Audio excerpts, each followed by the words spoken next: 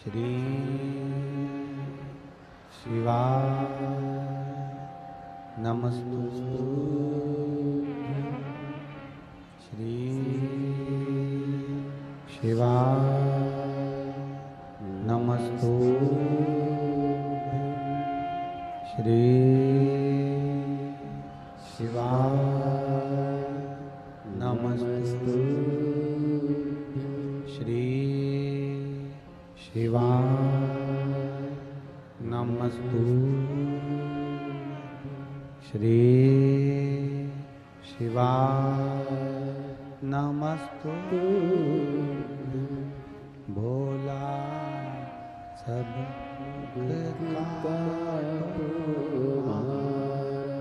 ओ भोला सब दुख काटो।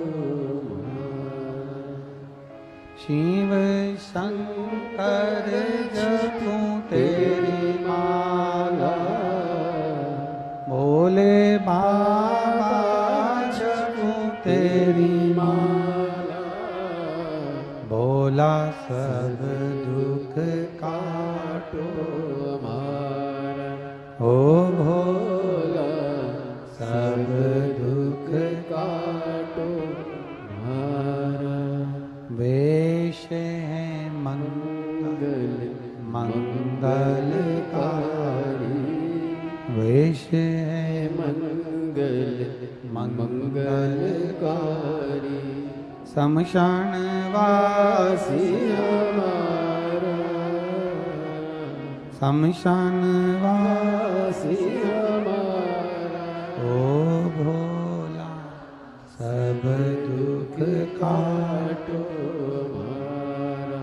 ओ भोला सब दुख काटो हमारा। शिव कथा कहती है प्रदोष के दिन प्रदोष काल में शिव जी के नाम का स्मरण प्रत्येक को कर लेना चाहिए। और एक नंदीश्वर शिव महापुराण से एक बात सीख कर जाइएगा। अगर आपको लग रहा है कि दुख समाप्ति नहीं हो रहा है, एक बीमारी से उठे दूसरी बीमारी में लग गए, फिर कोई दुख आ गया, फिर कोई दुख आ गया, फिर कोई तकलीफ आ गई, फिर कोई तकलीफ आ गई, बार बार आपको लग रहा है कि दुख पीछा ही नहीं छोड़ रहा, तो नंदीश्वर शिव महापुराण की कथा आपको कह रही है प्रदोष के दिन प्रदोष काल में 2 जगह दिए लगाना प्रारंभ कर दो। पहला बेलपत्री के वृक्ष के नीचे पहला दिया प्रदोष काल में, प्रदोष के दिन बेलपत्री के वृक्ष के नीचे, और दूसरा दिया अपने दरवाजे की चौखट के बाहर। मतलब अपन बाहर खड़े होंगे, अंदर की ओर दिया नहीं, बाहर की ओर। एक दिया बेलपत्र के नीचे देवाधिदेव महादेव से प्रार्थना कर कर, हे शिव शंकर, हे गौरी शंकर, हे शिव, आज प्रदोष का दिन प्रदोष काल में आप भ्रमण के लिए निकलोगे नंदीश्वर के साथ में, ऐसी कृपा करना, आपके लिए मैंने द्वार सजाया है भोलेनाथ, आपकी दृष्टि मेरी चौखट पर भी कर देना, मेरी जिंदगी संवर जाए। इसलिए 2 दीप स्मरण करो। हाँ, अच्छा इशारा करा है, उसे समझ गए हो। जिस दिए को आप लगाओगे प्रदोष के दिन प्रदोष काल में, एक दिया बेलपत्री के वृक्ष के नीचे लगाया है, और दूसरा दिया जब आप घर में प्रवेश करोगे तो राइट हैंड पर ही लगाएं। कौन से हैंड पर लगाएं?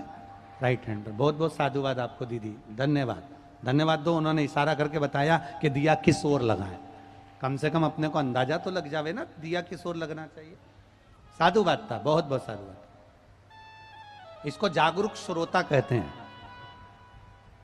जिनको कथा के प्रति रुचि है और भगवान के भजन के प्रति रुचि है, वो तुरंत भाव से उसको स्वीकार कर ले। तो 2 जगह दीप, पहला कहां पर लगाएंगे? जम के बोलो जरा।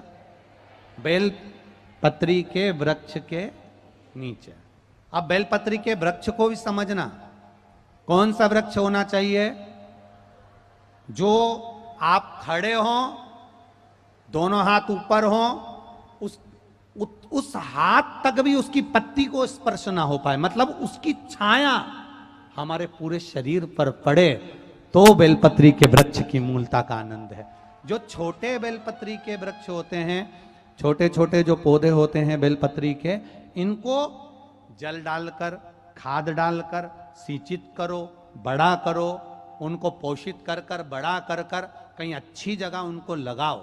ये नहीं कि छोटी बेलपत्री के पत्ते तोड़ लो या छोटे से पौधे के पत्ते तोड़ लो, वो श्रेष्ठता नहीं है। शिव पुराण कहती है वृक्ष वो होना चाहिए जिसकी छाया हमारे ऊपर आए।